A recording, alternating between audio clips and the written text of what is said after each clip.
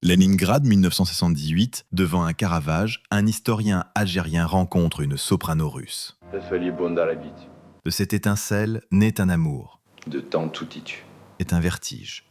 Et si le temps, comme l'opéra, connaissait des reprises? Irina, un opéra russe d'Anouar Belmalek, c'est la passion et la mémoire au diapason. Ouvrez rideau, nous sommes à l'Ermitage. Une jeune femme, gruge la file, s'accroche au bras d'un inconnu et file vers la petite salle italienne. Le tableau, le joueur de luth, devient un talisman. Ce n'est pas qu'un détail d'esthète, c'est la partition secrète du roman. Car Anouar Belmalek, mathématicien de formation, compose son récit comme une variation. Il y a le thème A, Irina, un timbre d'acier, des aigus qui mordent, le désir d'une vie plus grande que la vie. Le thème B, Walid, la douceur têtue d'un regard étranger, l'humour et l'érudition d'un homme qui apprend l'opéra comme on apprend une langue d'amour. Et le thème C, Vladimir, mémoire minée, famine du Kazakhstan, NKVD, quota, un Ishan nommé Apak qui introduit le doute métaphysique du retour. À ces trois voix, l'auteur ajoute des interludes. Un attentat dans un couloir, l'odeur d'une salle de répétition, la neige qui gomme les traces sur la Neva. La beauté du livre tient à sa polyphonie. Chaque ligne contredit ou confirme l'autre, comme dans un chœur. On croit lire une histoire d'amour, on lit aussi un roman de culpabilité. On croit s'installer dans un récit soviétique, la question du destin déborde les frontières. Pas de pesante démonstration, l'écriture est cristalline, parfois drôle, souvent poignante, et surtout, elle sait écouter. L'italien de Tchaïkovski, le russe des couloirs, le souffle des survivants. Si vous aimez les fictions qui pensent sans théoriser, les amours qui brûlent sans se donner tout entier, et les livres où l'histoire n'est pas décor mais ressort, Irina, un opéra russe, est pour vous. On éteint les lumières, on laisse monter l'orchestre.